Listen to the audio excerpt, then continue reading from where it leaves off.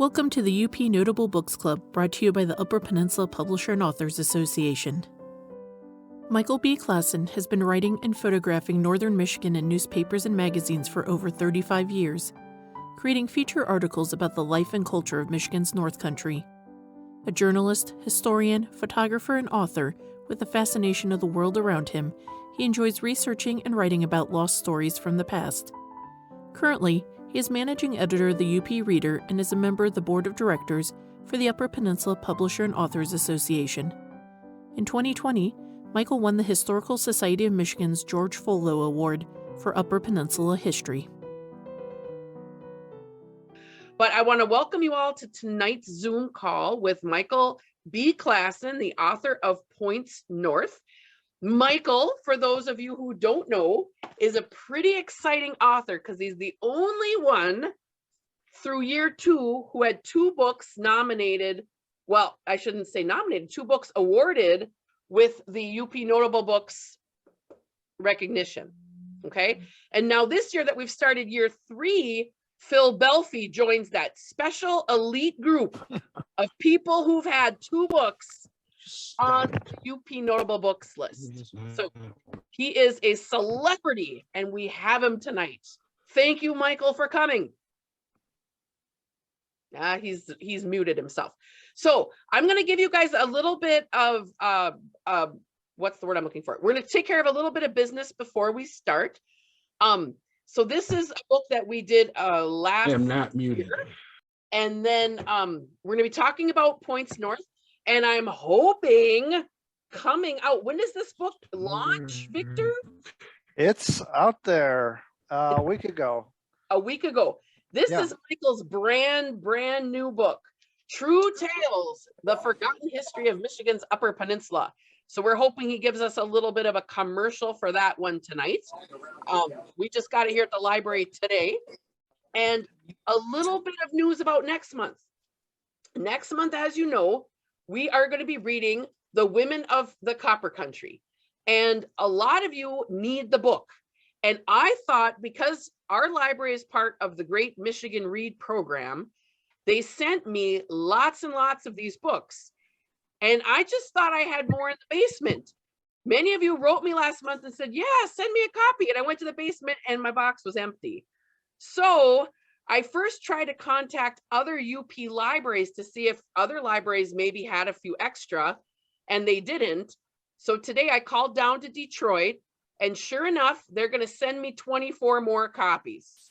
So if you need this book still, please shoot me an email with your name and address, and I will send it out. I might still have your name and address because there were about 4 or 5 of you who didn't get it last month who needed it. But just, it never hurts to remind me twice. These got sent to me today from Detroit. They should be here soon. And as soon as I get them, I'm going to send it to you. And you will also get a reader's guide and a bookmark, all part of the Great Michigan Read program. Okay. So that's pretty exciting. Coming up next month, we're going to meet on May 12th, 6 o'clock Central, 7 o'clock Eastern. Now, before Mikel starts, I usually at this point ask Victor, the head of UPPAA, you know, both the Crystal Falls District Community Library and UPPAA pay the honorariums for these speakers who speak to us. So Victor, is there anything else you would like to add to the audience before we get started? Thanks, Evelyn. I just want to say that our UP Reader Volume 6 is finally out. It's now available in paperback and hardcover and ebook editions. And it's available on all the platforms that you would want to find the book. And the audiobook will be coming out around May 1st. So for those of you who like audiobooks, it'll be, I think, about 9 hours because it's the biggest and baddest UP reader that we've ever put out. There's 40 contributing authors and more than 60 stories and poems and memoir pieces. It's really exciting, and I'm extremely proud of it. So thank you for giving me the chance, and I will turn it over to Mikel. Okay, thank you, Victor. And Mikel, welcome. Talk to us about Points North. Points North is my is a project that I've done over the years for what started out as a column that I used to do for Outdoors magazines and newspapers and things like that. It used to be called Off the Beaten Path.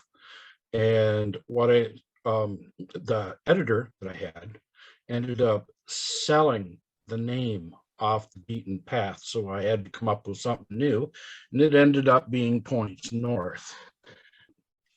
Start documenting some of these little used and little known places that most people had never heard of. And because we have so many different little parks and campgrounds and stuff like that up here, that really don't cost a lot. Little museums that ask for a donation, many places are free. I decided to start documenting them, and basically my favorites out of all of that are what became Points North. I spent about 3 summers going back, the ones that I had already written about, updating them, and the ones that I had on my endless list of places to check out the UP that I hadn't gotten to yet. I started hitting so that we could have a nice array completely across the peninsula. It ended up being a whole lot of different things, ghost towns, museums, and campgrounds, and places to hike, places to paddle, all these wild different things that anybody can do up here. And so I went out and basically hunted down all of these places, hit them all, and experienced them all, which really is, for me, the best part, being able to get out and really experience all of these different places and different things to do. I've always kind of had that bug anyway. I'm one of those kind of guys that whenever you see a sign pointing in some direction that has something at the end of it, I usually try to see what it is. It's just one of those kind of bugs you get when you're traveling around up here. Actually, wherever I am, I do that. If I see something that looks remotely interesting to me, I'll go and check it out. Don't really care about the condition of the road or where it's going to take me. I just tend to go out and do them. It turns out to be a lot of fun, and like Points North and doing the columns I did over the years allowed me to basically make a living out of going on vacation. And so that's kind of where that came out. Some of these places I ended up in were really quite different. One of my favorite places was the Sturgeon River Gorge, or the Sturgeon River Wilderness area. It's north of Sidna and kind of west of Barraga, in some of the most rugged areas of the Upper Peninsula. And it's strangely, as I was coming up to it, there's a campground that's just north of Sidna there that has a sign on it, and it has a magic marker with an arrow on it that says campground. It's just a cute little place. There's about 6 sites in there, and it costs absolutely nothing to stay there. Just as long as you're found a site, roll on in, and you're right on the edge of the Sturgeon River. The cover of my book has actually, the waterfall that's on the cover of my book is the Sturgeon River falls there. And it's really quite a remote place. The things that really had me worried, because when I was back there, I was the only person there. And I was there in a tent with my ATV on the edge of the river. And I realized that after a while that being on the edge of the river was not the best plan, because you can't hear anything. When it gets dark at night and you're out there by yourself in a tent, you really want to be able to hear if there are twig snappings or a bear sniffing or a variety of other creatures which might wander into your camp. and the river is so loud that you cannot hear anything but the river. And so that kind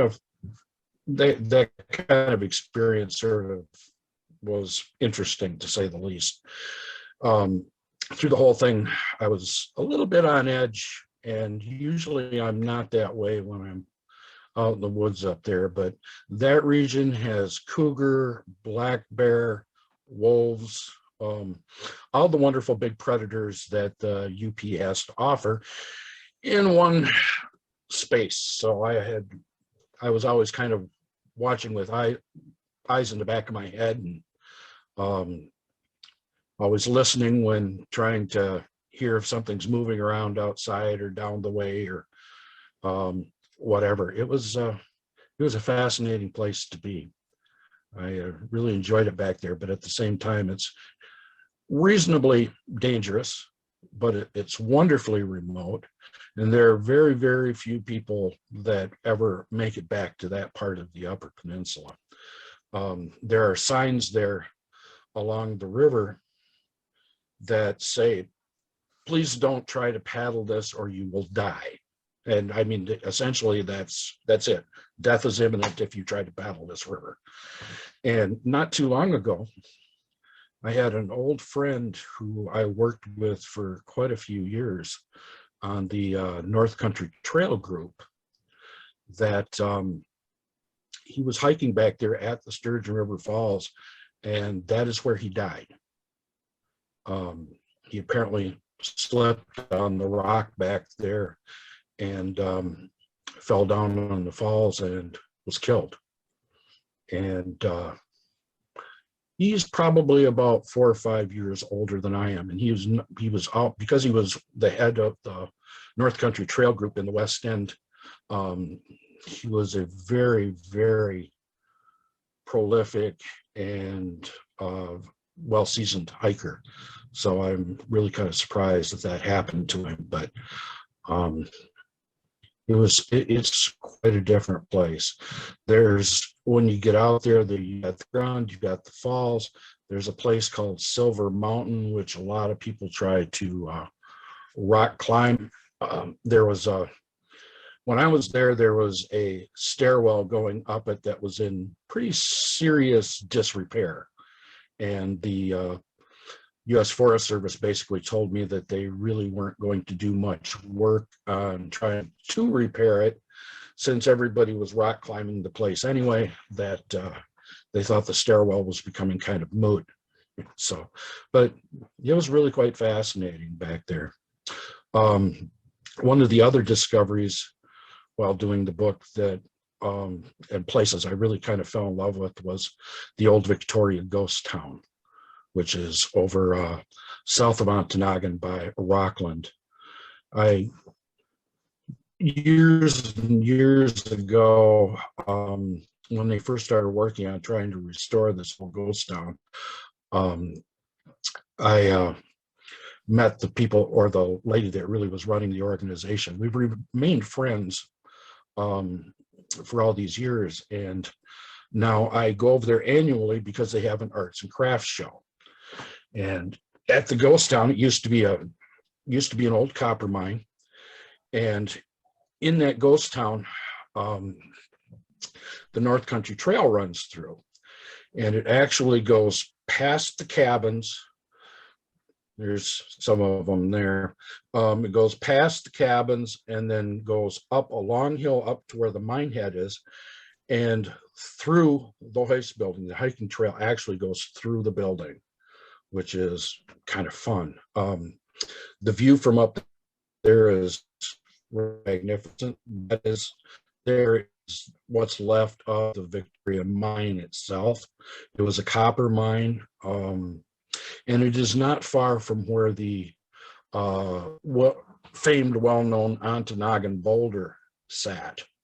It's just probably only about 5 miles away from where that was originally found. So this cabin that Victor had up there that just went by there, every year they open that up and during log cabin days and serve wood stove cinnamon rolls and coffee.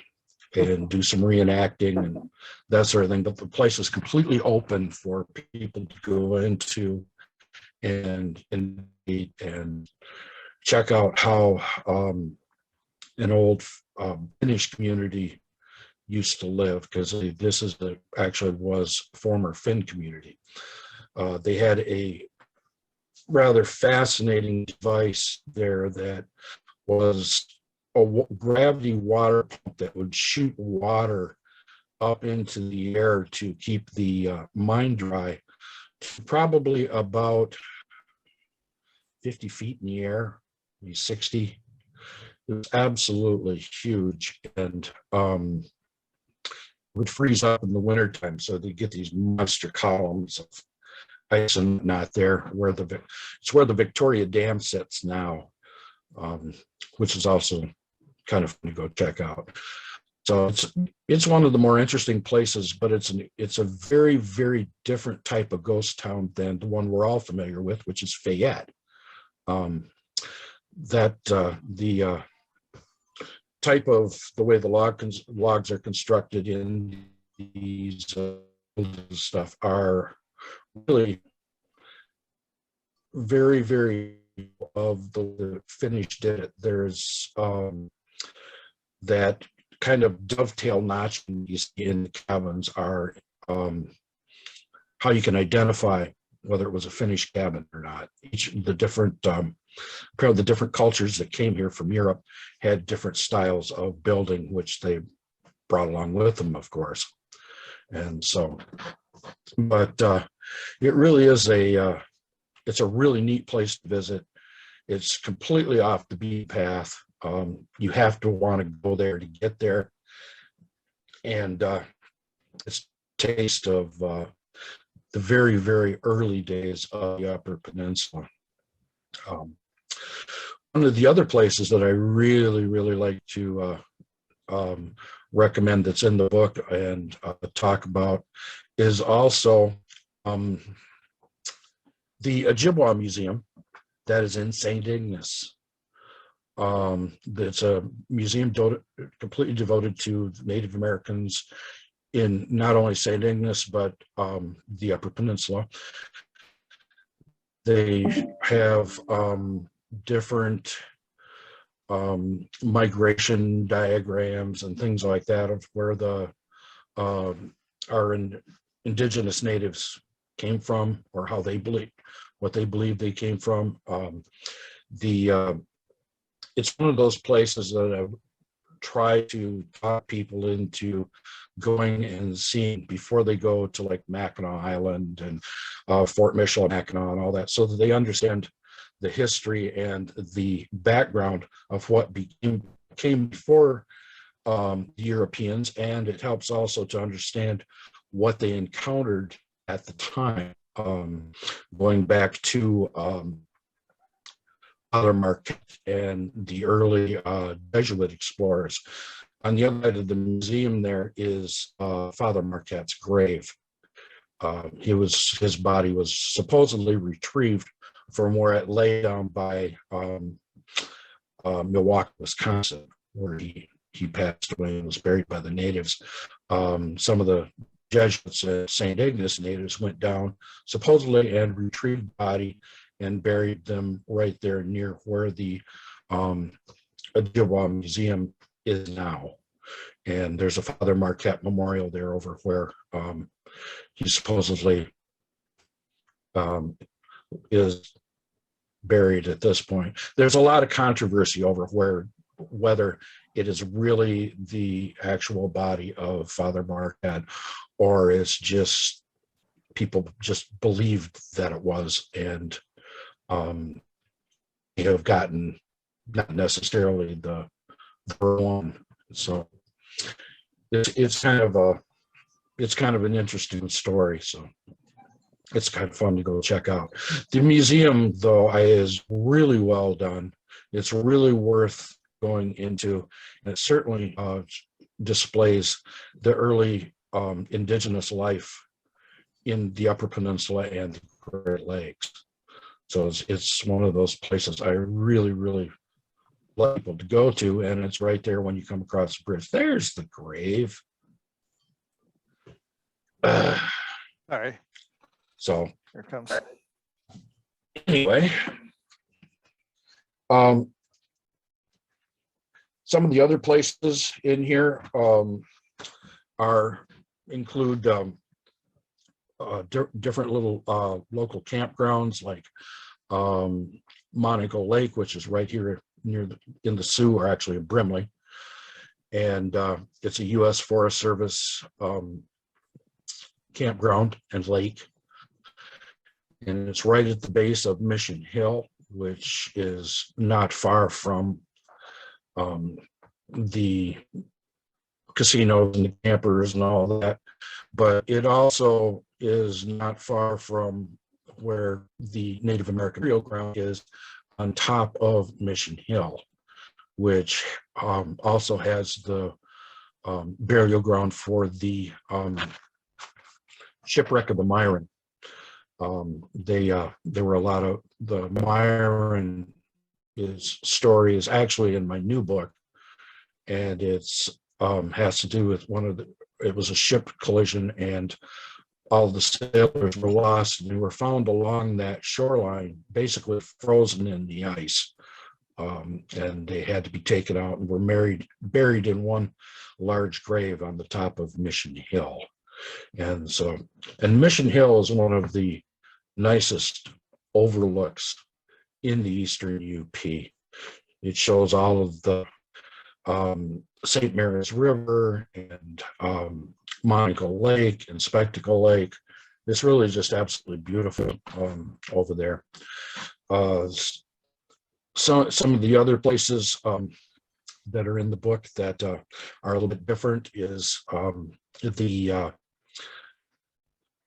at the Cornish Pump Museum in Iron Mountain. They also have attached to it now a World War II glider museum.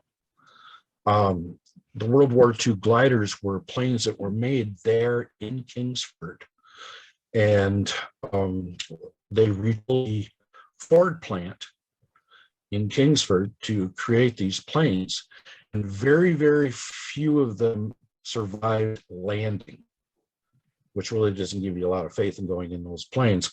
But they were made of just wood and canvas, and virtually every one of them would come close to self-destruction on landing.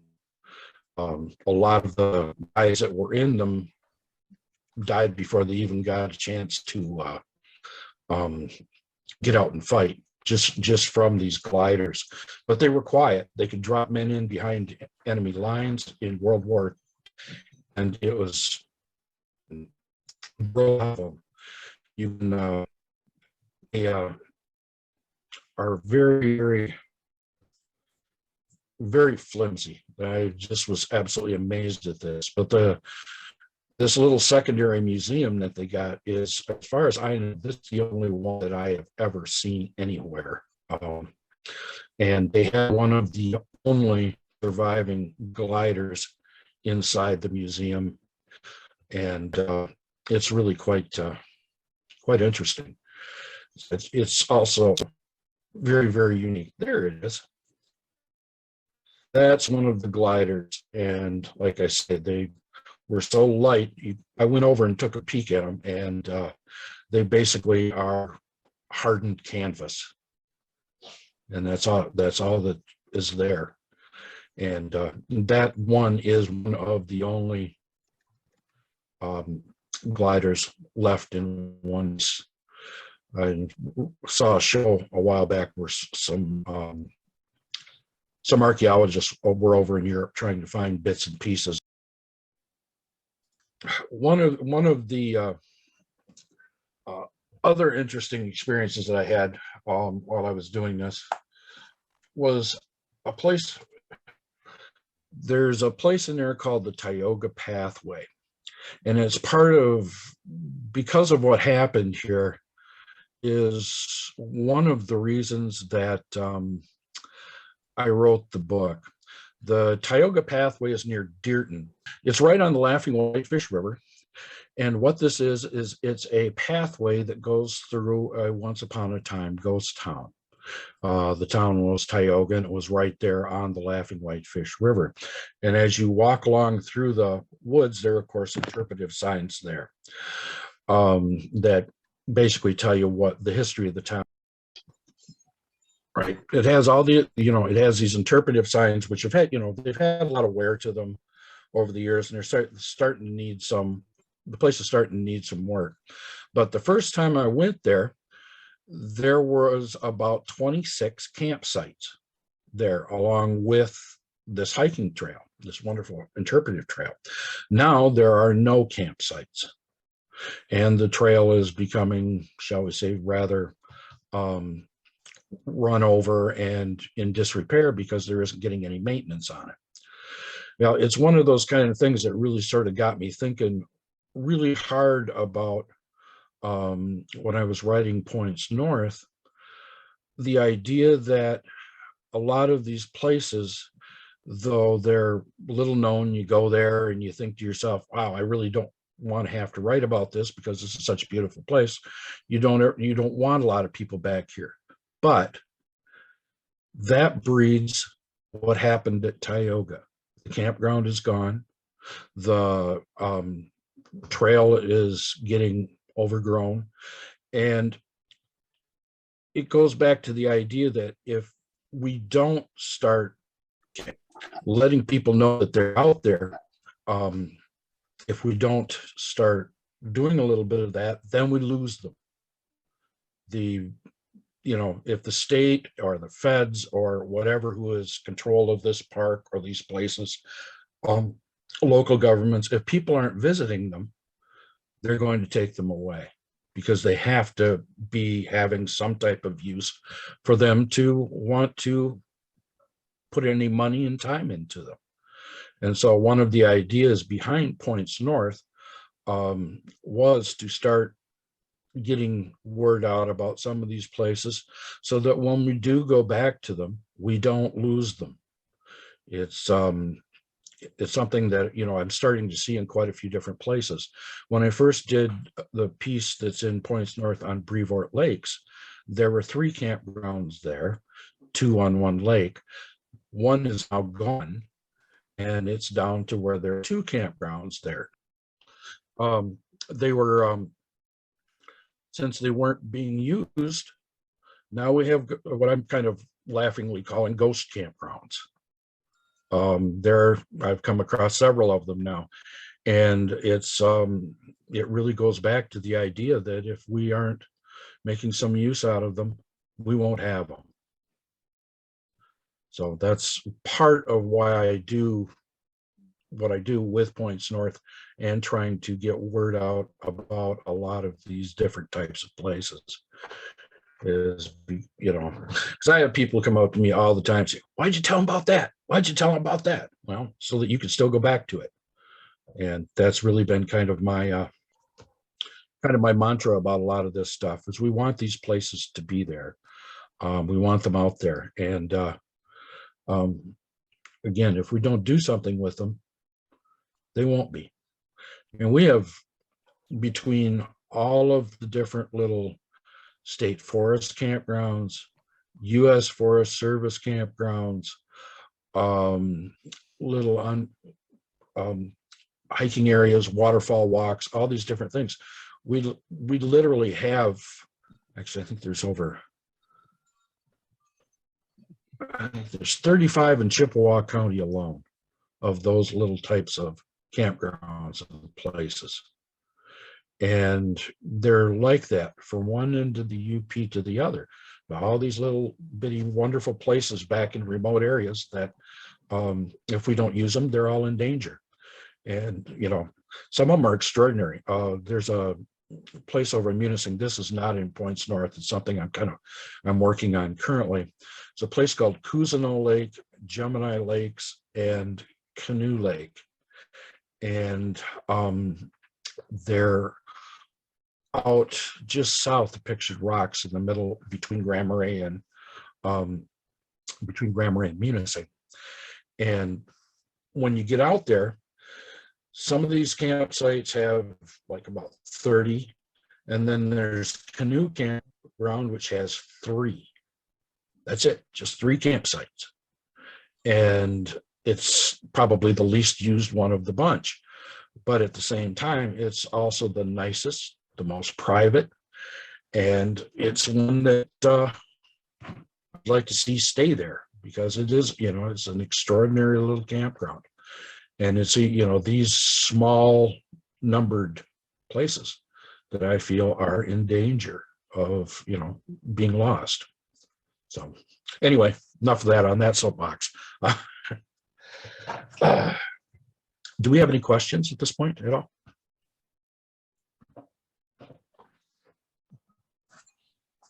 Michael, I just wanted to say, I think that's a really interesting point you make about these things that, that are missing. And I missed it because you said, what was that first? And Tioga, how many campgrounds were there? And then and now there's none. How many were there the first time? About 26. Wow. There were quite a few. And now nothing.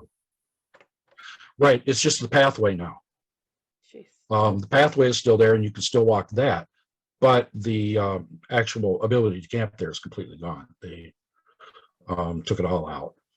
Oh. Can I add something here? Sure. Absolutely. I live in Ontonaghan Township where the Tioga Pathway is. Last summer, Ontonaghan Township put in 4 campsites at that same spot. Now, they were just very rustic. I don't know how it went, but some government entity was supposed to take care of the outdoor John situation and whatnot. Now, whether they're going to do it again this summer, I do not know, but I know exactly where he's talking about and everything. So you never know. Just thought I'd add that. It'd be nice if they put a few back there, because it's such a beautiful spot. I would like to see it back the way it was, and I'd like to see them go through there and refurbish all those interpretive signs for the town of Tioga. It would really, really be nice. And but that's, hopefully maybe they'll bring it back a little bit. That was always under the state of Michigan and the DNR's purview back there. It's a state forest thing, so it should be through the DNR. They should be the ones that are dealing with the campground and that property there. Yes, that was very interesting back there. In fact, one of the gals I was with, her aunt was a teacher at the school there. There was a lot of things back there for a short period of time. Mm-hmm. There was. It was one of my favorite places to go. I was living over in a train at the time, so I spent quite a bit of time wandering around out there, and it was one of the sites that really kind of intrigued me, because they had the interpretive signs. You could kind of look around and see what was supposed to have been there and get your imagination going a little bit, and it was a lot of fun to be back there. Michael, we have thank you very much, Paula. Michael, we have a question on the chat from Lori. She says, Michael, I truly enjoyed your book and I am using it to plan future excursions. My question is there someplace you have yet to explore that is on your list? Yes, I have a list of about 40 places yet. Wow. So I certainly have enough for enough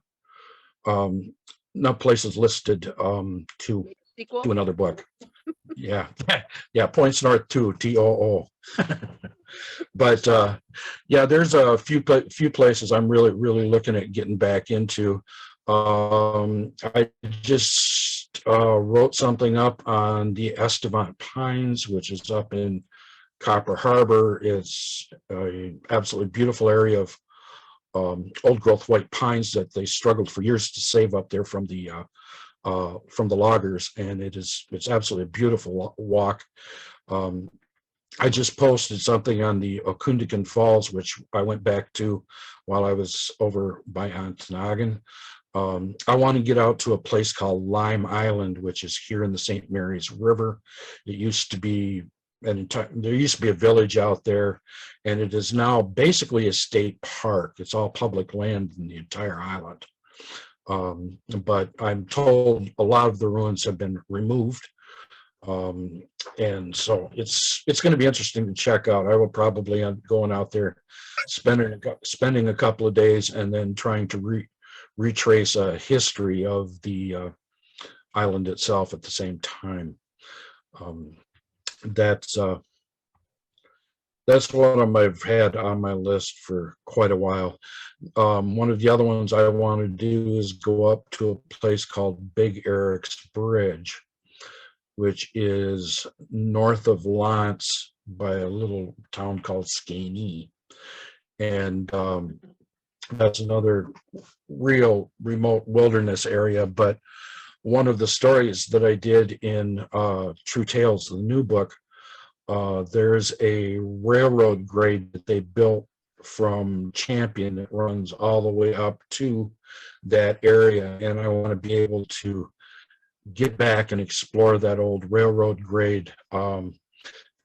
They were trying to make short from Champion up to Huron Bay on Lake Superior there, where they thought they would be. They actually built an ore dock there, which eventually was burned down and taken down. But they thought they could, if they could ship the ore from Champion and in the Michigami area up there, that it would be cheaper for them to ship out of there than paying all the fees that they had to pay at the docks at Marquette. And they spent like 5 years building the railroad grade. A lot of people died from typhoid and all sorts of stuff going on back there. It ended up costing close to $2 million to build it. The railroad train went up it once, flew off the tracks because of the grade. So anyway, I want to be able to retract that old railroad grade and kind of investigate a little bit, see if I can find some old artifacts and stuff back there from when that happened. So, but yeah, I've got quite a few things on my my list to go to. So it's I'm still doing an awful lot of investigating. There are always places you don't go. I've never been able to spend time out in Sylvania Wilderness area, which is down by Watersmeet. That's always been a bit on my list because it's always been referred to as the Michigan's boundary waters. The picture that Victor just put up there is the engine that flew off into the river after the one run. That's an actual photograph of it that I got from a historian in Marquette. So, but that is that's part of the new book, is that old story there. So it's a neat old engine. But it's probably the, go ahead. Okay, Michael. So, okay. And I know Mary, who's on the call, did the same as I did. As soon as I finished your book, I bought a copy. I have it in my glove compartment, and I bought copies for friends that are coming to the UP this summer that like to camp and hunt camp and hike. But if you were to pick one spot that really people should see, what would be the spot? Oh, that is so hard to do because there are so many different kinds of spots. Like I said, right up there would be Old Victoria. Old Victoria. Okay, good. Yeah, that's really such a wonderful ghost town, and I like all the work that the people from the area have put into it. It's got a wonderful feel to it, and you can. I spent the night back there for a couple evenings.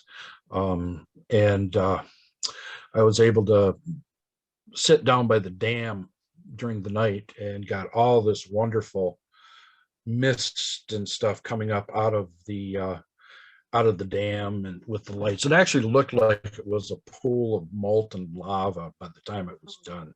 It was just really cool pictures. But I ended up staying awake the entire night just down there by the dam, watching the water and the mist and all of that. It's just a really magical place. Okay. I'm extremely fond of it. So, but there are so many different types of places that are in the book that it's really hard to pinpoint one, because they have their, each one has its own real individual appeal. You know, you look at the Black River, if you're into waterfalls, that's 5 of them in 6 miles. It's an absolutely beautiful place to go. It's all boardwalked, it's easy hiking. And you know, you're going from one breathtaking site to the next. It just doesn't get old. So it's, they say there are just so many different things, you know, from the lighthouses to the waterfalls to everything. So we've got a question on the chat from Terry. Terry asks, any plans to do a book on lighthouses in the UP? There doesn't seem to be one out there. No. I have never really thought about doing anything other than individual light stations. I have one book on the Asaba Lighthouse, which is in Pictured Rocks National Lakeshore. And I spent a lot of time working on that book because there are close to 200 shipwrecks around there. And so I was working on documenting the shipwrecks, all the different events that went on in the lighthouse. I was able to get the lighthouse logs, which sometimes are a big issue. If you can't get the logs, it's really hard to retrace the history. I spent some time on St. Helena Island, which is in the Straits, at the lighthouse there, and there is not a single log left. And to try and retrace its history is, in my mind, next to impossible, just because of that. Now, I was over at the Ontonaghan Lighthouse, which is under the purview of the Ontonaghan Historical Society, and they have all of the lighthouse logs, every one of them, which is really kind of rare. And also the Ontonaghan Lighthouse, unlike most of the Lake Superior lighthouses, is in town.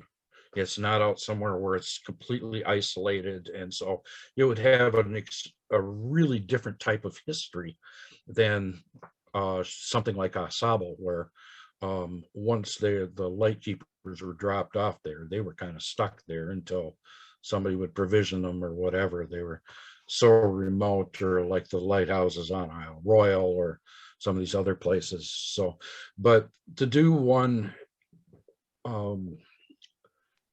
to try and do a book on all of the lighthouses, other than just try and document where they are, the histories are so complex that you're talking, in my mind, by the time I got done with them, it would be volumes.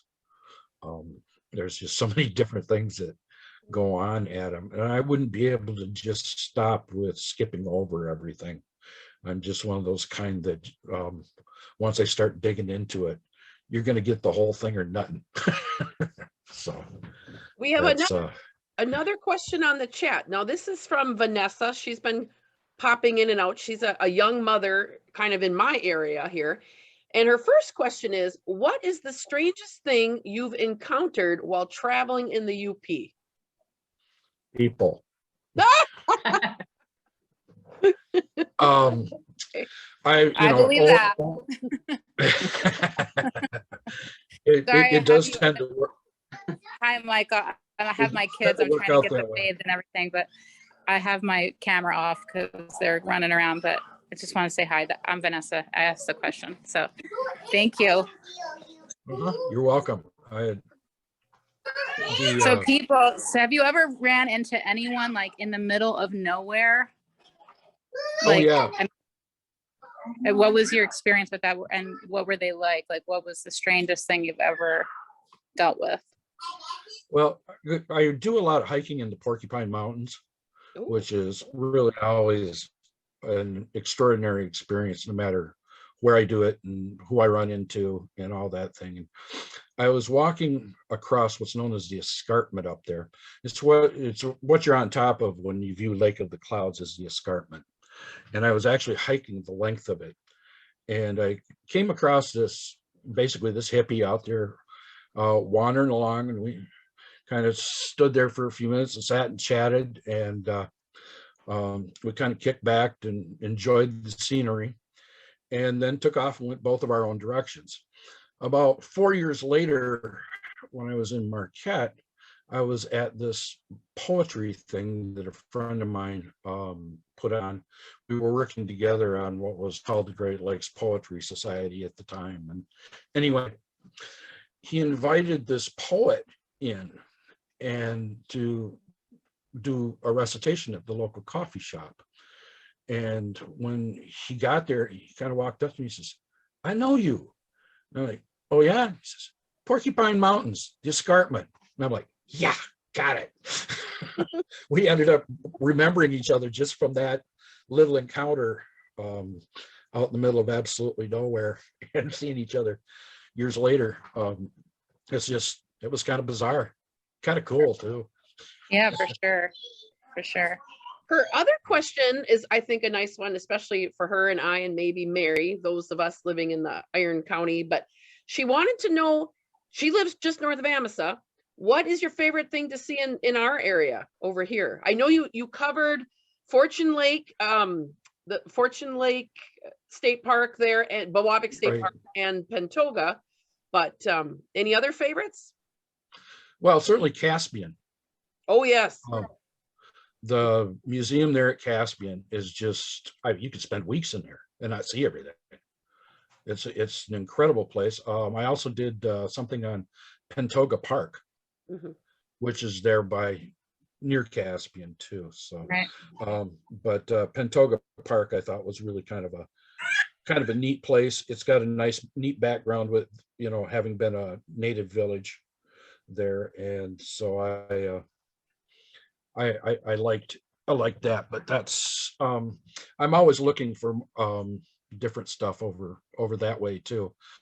When I came over to see Evelyn that time, there was I can't remember the name of it now. I know where it is, but there was a little park that I stopped in that was by a lake and has a little hiking trail through the woods there. It was Narrow just it to down. the east. You're in the UP, a park. I know. Lake It was with a just trail. I can't think of the name of it right now. Was but it that was just the was east that of Glidden Lake? Crystal Falls. What's that? Glidden Lake. Yep. That's it. That's a very nice trail. Yep. It has that boardwalk. Right. Yeah. Yeah, that's one that's on my list. I did some photography there while I was there and that sort of thing. Now I want to go over there and spend a couple of nights hiking that trail. Looks like there's a really nice wetland boardwalk there too as well. And so For sure. I'll end up going over there and checking it out. Bring your But I'm bug. always looking for stuff in every area. So what's that, Evelyn? Bring your bug spray. Always. Yeah. And that's no matter where you go up here. Yeah. Always bring the bug spray. Well, any Gotta other have that. questions? Oh, wow. Okay. Well, we're nearing the end of our, we got one. Mary. This isn't a question, but I just want to tell you, I just gave one of your books to a friend today for her birthday. And I have one for me and keeping it in my car, like Evelyn, and another one is going to go to somebody else. I don't know who yet. I love your book. I love it. I love it. Yep.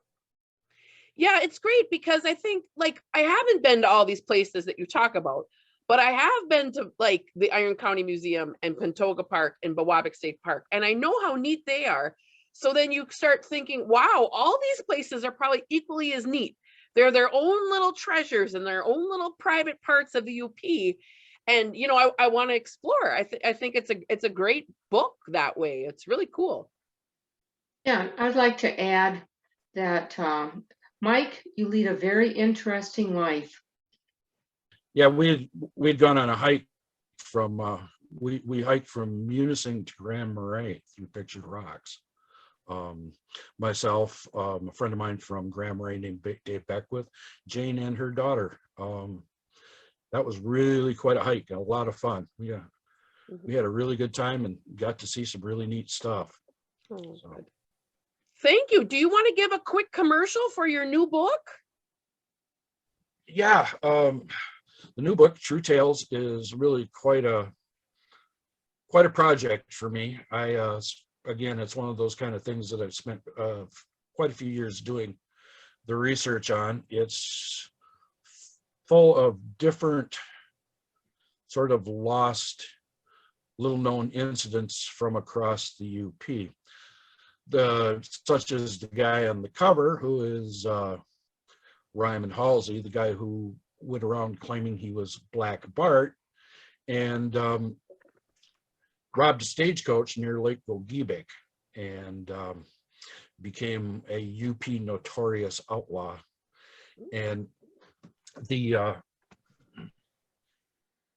was chased down, he was hunted down, and was really an odd character. He always claimed that when he did bad things, and he had been robbing different places and people before he got to the UP. He lived in Wisconsin, but when he got to the UP and did the stagecoach robbery over by Lake Gogebic, he ended up murdering someone. And when he killed the guy, that set loose a manhunt for him that eventually he was picked up in Republic, Michigan, which is that picture on the cover. That's the sheriff from Republic arresting Ryman Halsey. And Ryman, when they picked him up, complimented the sheriff on what a great job he had done arresting him. They shipped him back to Bessemer, which was the jurisdiction for Gogebic County at the time. And he immediately talked the inmates into helping him escape, and they all got loose. The only one they wanted to chase down was Ryman. Apparently the other guys were probably mostly in there for drunken disorderly and a variety of other things. So they weren't really as much of a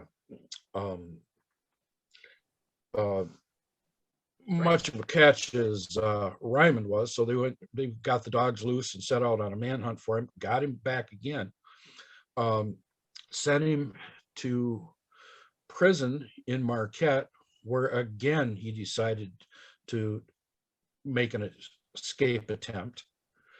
And the warden, who apparently was an extremely good shot, Ryman had one of the prisoners by the neck with a knife, and the warden shot the knife out of his hand, taking his thumb and index finger with the bullet.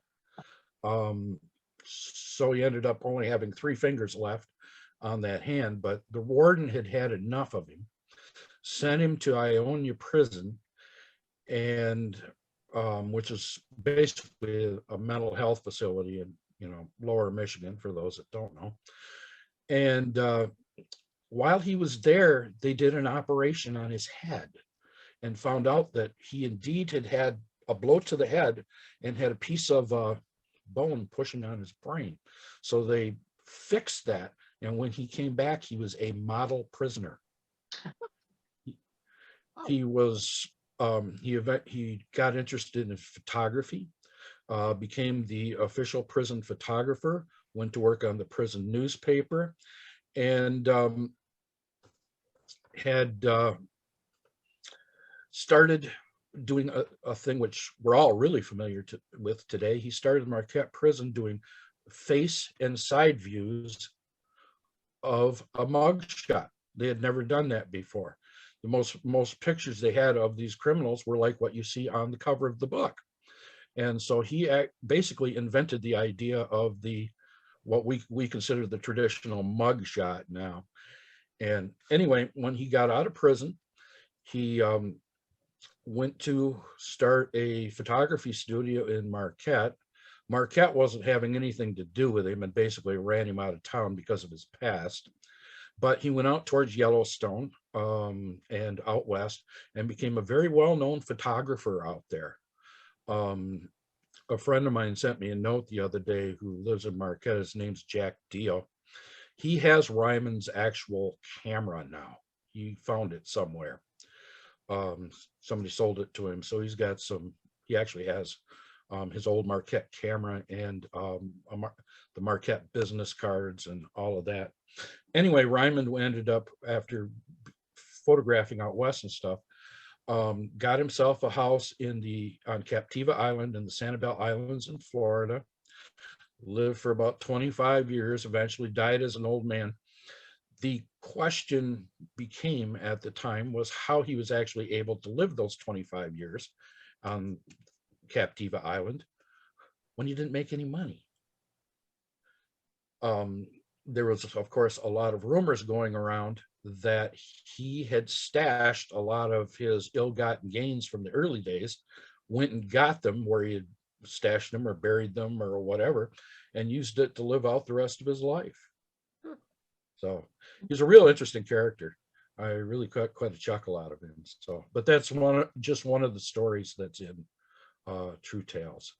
So I tried to do a lot of different smaller, more focused subjects, so that it isn't like this happened in 1882, this happened in 1883. It's not like that at all. It's just different short types of stories about the different people that helped settle the Upper Peninsula and live their lives here. It's there are a lot of crazy stories have come out of that, doing the research for that book. So it's. Thanks. And Bill came on the chat and said he'd like to know about the new book, which we just talked about, and other books. Bill, I can honestly really recommend this one. A lot of good stories in here. We read this one before. And John and Judy Bjork came on and said, thank you for the discussion. All right. So, and thank you very much, Michael. And we all look forward to reading the new one. I think you gave us a good commercial there.